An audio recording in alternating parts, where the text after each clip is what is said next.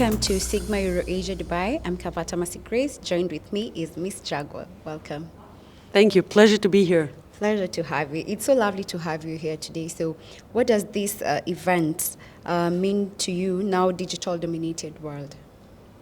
Well, the world is getting digital, as we already know. The metaverse world is actually replacing all the Web 2 and Web 1 era that we've had. So since everything becomes digital, so does currency, so does money, so does banking as well, and so does all of our reality and thought process and data and information all around. Great. So, if I am a crypto company, where best should I be incorporated? Oh, that's a very large question. There's several considerations of where to get incorporated. Because first and foremost, you want to be legit, legal in a country.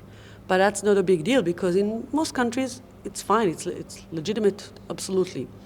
However, not in all countries you'd be able to get incorporated as a crypto company or as a financial service providers serving with virtual assets, as they're called, or crypto assets. There's several terms for that in different countries. So that's the second element. Third, many of my clients for whom I offer those services, they want to be licensed. They want to present that they actually hold a license and that they comply with the requirements of having a license. And also to make it easier for their clients to get banked afterwards, thanks for being licensed themselves. So if you want to get licensed, you need to be incorporated in a country that offers crypto licenses to begin with. That's for start. And then that will make it, make it possible for you to receive such a license. Because if you need to go through kind of like the equivalent of an IPO processes, very lengthy and very expensive and very hard KYCing requirements for them, some startups and smaller companies will not be able to actually do that. So you need an enabling environment for licensing, however, the one that will eventually give you one. Just for example, in Brazil, it might take almost 2 years for companies trying to get a license. In Israel, forget about that. It will take a year and a half, and in the end, you might not get it. As of now, we're talking about 2023. I'm working on changing that, but still. Some European countries would be easier, but not as easy as it would be in many islands. Cayman Islands, SVG, Curaçao, etc. However, once you get licensed, or in the Bahamas, speaking of FTX, if you get licensed in an island, you might not be considered very strictly complying with other Western countries' regulations. So it's the ability to get licensed at first. And then you need to be having banking services over there. And that's not easy, specifically in high-risk sectors as the ones that I serve. I can talk about it later if you like. And you'd also like some taxation issues to make taxation minimal, but that's not the main element. So if I may summarize this, is to be able to be incorporated as a virtual asset service provider or crypto asset service provider, being legit, and to be able to be banked. I would summarize this that way. So, how will I be taxed? Well, that depends as well on the country first, mainly on the definition of the CA, meaning the crypto assets. MiCA new regulations that are coming into force and being spread, the MiCA regulations themselves and the likes of these require all kinds of, I'd say, compliance methods and means, but then they define assets, crypto assets, in very specific ways, be it security, be it an asset, a tangible and non-tangible asset, a financial asset, be it a digital asset in many senses. There are many different categories of that. And per these categories, you can get taxed or maybe not taxed.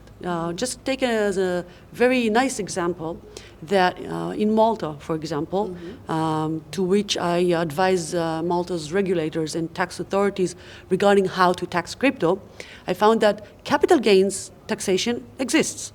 And it applies to real estate, to securities, to several, I'd say, non-tangible assets. However, crypto assets are not considered a part of these. Therefore, you cannot have a capital gains tax on them, which is unheard of and fantastic in many ways. Some other countries exempt crypto assets from capital gains taxations. And if you go to corporate taxations, then that really depend on different countries. And you should also take into account mainly is not only where the company is incorporated itself, but where are the shareholders, the main shareholders and the beneficial owners are located, meaning being resident and are tax paying. Because if you're a taxpayer and a residential resident in one country and you hold a company in a different country, you still might be taxed in your own country when it is a personal tax system and not a territorial one. So tax strategies is what I do a lot globally all over the world for startup companies in general and mainly for crypto-related and high-risk companies. So different considerations would lead to a choice of being incorporated in a different country. And taxation is usually not the main issue. One of the main issues is being legit, being able to, having a license, and of course getting banked. You actually mentioned about banking. How am I going to be banked as well? That I would say one of the two main issues, being banked. When I refer to being banked, I mean that when you get your fiat funds or regular funds into crypto, you buy crypto either via an exchange, a licensed or maybe a non-licensed one, which is not as smart, or peer-to-peer, and you buy it from a person or a company or whatever. And then you play around or work around and trade around and you operate with that crypto. And if and when eventually you want to go back home to fiat, you need to have your fiat being banked in your own bank account. However, most banks will not accept crypto-originated fiat funds in the bank just out of a fear of anti-money laundering. I do a lot when I supply and serve with a lot of anti-money laundering compliance services to companies and expert opinions so that people would be able to get banked again, to get rebanked when they want to go back home to fiat. I need to show the whole path, the whole source of funds, the whole path of the currency and the path of the fiat itself. And if in that path there is a non-licensed exchange, then you're in trouble because banks are afraid of a FATF kind of $700 million of fines, and therefore they typically, by default, will refuse those funds unless, and then there comes the place for expensive, lengthy, risky expert opinions, and I'm saying that sorely because they shouldn't be like that. The opinions should be made by the banks themselves. However, they require that of their clients who come to me. So although I do this, I'm still very sorry that they have to be doing that. So you need to be doing that and to get banked that way. Sometimes you want to get banked in the middle of the way, not eventually the end of your path, because you want to report for taxes and you want to pay taxes. However, taxes are being paid by fiat. So you kind of have to have fiat, at least for taxes, if not for other expenses, during your crypto path and during your crypto business ongoingly. And then if you can't use regular banks, you need to use financial service providers who are more open to receive crypto-originated fiat funds, or that will have themselves a better KYC procedures and better AML and anti-money laundering procedures themselves. And here is where a lot of financial service providers arise, and because they take upon themselves a lot of the KYC processes and the AML processes, which saves a lot for the clients, that is actually the enabler to get back into kind of like I'd say the old world of fiat and to pay taxes. So some different countries offer different banking capabilities. Some are more harsh, some are less. It also depends on how safe the country regulators are within the FATF organization, which is the International Anti-Money Laundering and Anti-Terror Financing Organization. And that's one thing. And how well established and enforceable regulation is in such country. Interesting. With the new era of AI, how do you combine your AI expertise with your vast cryptocurrency? I'm actually glad you asked that because I've been serving as a law firm and as a regulation advisory firm and a CPA firm regarding AI for the last, I'd say, 2.25 years. However, nobody has ever heard that much about it, and nobody was asking about it because I was just serving large corporations, academy researchers, or academy institutions, etc., and educational institutions. But it was just a service. It wasn't such a big deal. But then on November 2022, when a company called OpenAI has opened its let's say, machine learning AI engine, which is GPT-3, as a chat GPT application for very, let's say, open use and for everybody, then it's become very fashionable, and everybody was asking about it and wanting services about it, etc. So all of a sudden, because I've had so much that much of a previous knowledge regarding that, I've carried several conferences, professional conferences, in which I've brought my knowledge to the public, and I've been training other lawyers and other CPAs, supposedly to be my competitors, but it's not that I mind that. It's to build them as colleagues, because I didn't have too many colleagues to consult with and to contemplate with and to think about it and develop this area of expertise, and also to train them regarding how to use AI in their work. However, AI being an NLP, which is a neuro-linguistic programming, using natural language in order to actually code with no coding experience, basically, and to get data and operate it and process it in order to get not just data, but to get information, to get the real knowledge out of it, is actually very useful in a blockchain technology and blockchain area, because we can use, or companies can use, AI capabilities and programming for their crypto solutions, meaning not just blockchain as a database, but also for currency, either trading or understanding what the client wants and needs in a natural language. Because, hey, people, we know we're all coders here, but most of the world are no coders, and they don't like to code. They don't have to like to code, I would say. So that is very, very useful and very beneficial for crypto companies. And if you're not there, guys, you should be there as of yesterday, I would say. Yeah. So, so that's what I combine this a lot with my consultation work and my regulation work. I agree. So you own one of the largest firms in Israel. How is the journey been like for you?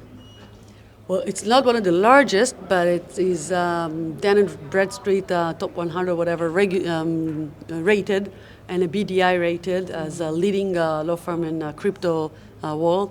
I won, the Middle East top blockchain firm of the year last year. Thank you. And I was also nominated with Sigma as the leading blockchain firm of the year last year. So I don't try to be big. I try to be efficient and generating new areas of expertise and being very useful for my clients. So 2022 was supposedly a crash. However, being a service provider, I'm feeling hard to say, but I was fine. I was servicing and serving companies which were having difficult times, just as well as I was serving them on 2021, which was a major hype and a major success for everybody. So I serve my clients for good and for bad, and I serve and protect. So sometimes I just serve, and when times get hard, I protect. So it's one of my slogans. Oh, great. So how can blockchain be used to improve data privacy and security, especially in industries like cryptocurrency and esports? Well, when Bitcoin was invented, or was thought of and presented to the public in 08, 09, after 08, the whole point was to create a cryptographic currency and a cryptographic blockchain, which is a chain of transactions, a ledger of transactions, the point of which was to try to make people resilient to regulators' opinions and decisions, and censorship is just as well. And it's actually proved right to work very well, specifically if you remember, there's been the COVID time, about Yes. for 2 years or so. Yes. We can still remember that, right? So, and when people with the wrong political views and the wrong point of views, not just political, but social and medical ones, got in Canada their accounts being blocked.